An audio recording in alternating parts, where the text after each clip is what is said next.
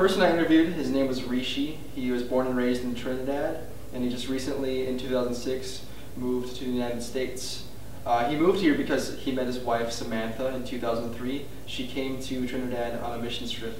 She was born and raised in the United States, and they started dating and got married in 2006 and have a beautiful 2-year-old son. Wait, yeah. The reason I met Rishi was because I decided to attend a camp in northern Minnesota. The camp was called a Deeper Life Bible Camp, and Rishi was a counselor there as I was a camper. I didn't really get to know him as well until last summer, where we counseled together and we were at a peer level, and it was a blessing to get to know him. He's a really good guy. He's a solid leader, and he's a great counselor. Schooling in Trinidad was a lot different than America. In Trinidad, they actually have a kindergarten system that extends from age 3 to age 12. And in order to get out of kindergarten, you have to pass a test. And this test, depending on how well you do in it, determines what kind of high school you go to. If you test poorly, you end up going to a less popular high school with maybe some teachers that weren't as effective as they could have been. And if you test really highly, you go to a popular high school with excellent teachers and stuff. For college, I don't really know the difference. He attended college here, actually, in the United States, which was also an adjustment for him because he was a music major, and for music majors in Trinidad, you learn by ear, but rather in the United States, you learn more by writing stuff down and reading music, where in Trinidad, they don't actually read music at all.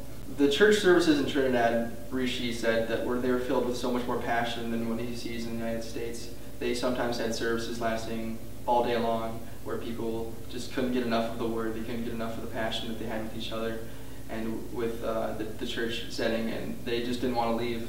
And a lot of times we see so much structure in schooling in churches that people get bored, people get too routine, and actually in Trinidad, Rishi said that they don't even have scheduled or estimated times. It's just church may get done at this time, it might go longer, it might go all day. It might be on this day, it might not be on this day. It was just, they did it as Jesus did, wherever and whenever it was needed. One thing Rishi told me about the preaching and the Bible teaching in Trinidad was that they were really passionate, and they always made sure they knew their facts, they knew their statistics, and they rightly handled the word of truth. And that's one thing that he told me, that wherever you're preaching, whether in Trinidad, whether in another country or in the United States, that you need to know your Bible really well. You need to correctly handle it, and you need to speak with passion. You need to be passionate about what you do. If you're not passionate about your preaching, then you probably shouldn't be preaching. Christianity in Trinidad isn't as common as it is in the United States. Rishi's parents actually were, his mother was a Muslim and his father was a Hindu. So he didn't grow up being a Christian. He actually became a Christian about 16 years ago.